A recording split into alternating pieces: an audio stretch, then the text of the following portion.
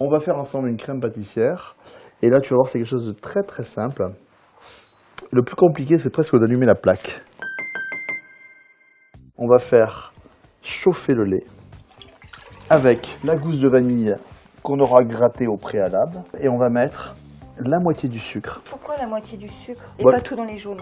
Parce que je veux que le sucre, qui est plus lourd que l'eau du lait, descende au fond. Et en chauffant, fasse comme un petit sirop. Et ça m'évite à la fin d'avoir une casserole où il y a le lait accroché. Et surtout, je ne remue pas. Hein. Okay. Pendant ce temps-là, tu blanchis tes jaunes d'œufs. Alors blanchir, c'est juste mélanger. Et les jaunes d'œufs n'aiment pas trop le contact avec le sucre, donc on remue juste pour faire fondre le sucre. Je rajoute de la fécule de maïs. Il y a des gens aussi qui rajoutent la farine.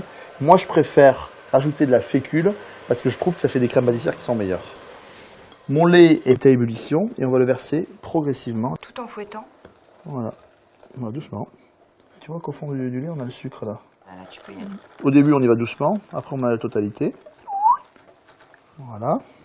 Comme j'ai mis un lait très très bouillant, on a pratiquement la crème pâtissière qui est finie.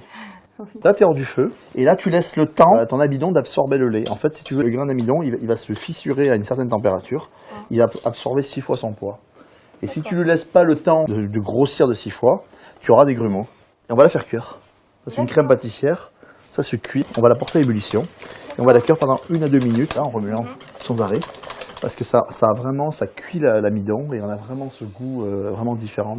C'est comme une sauce béchamel. Une sauce béchamel, ça va bouillir pour enlever ce goût d'amidon, là, tu vois. Super important, ça. Hein, ma crème pâtissière est finie. Petit secret, une toute petite pointe de sel. Parce que c'est un exhausteur de goût. Et alors après, si tu es vraiment très gourmand, tu peux mettre aussi une petite noix de beurre cru qui va fondre et qui va garder ce joli goût de beurre cru. On va ici la mettre dans un plat filmé. Ça, c'est un problème d'hygiène, puis après, c'est aussi hyper pratique. Et ici, on pose le film ici. Ça s'appelle filmer au contact. Ça va éviter qu'elle croûte. Et là, à partir de là, on va aller la mettre au réfrigérateur. Et puis, on laisse refroidir. Tu vas faire la plonge et puis tout va bien, quoi.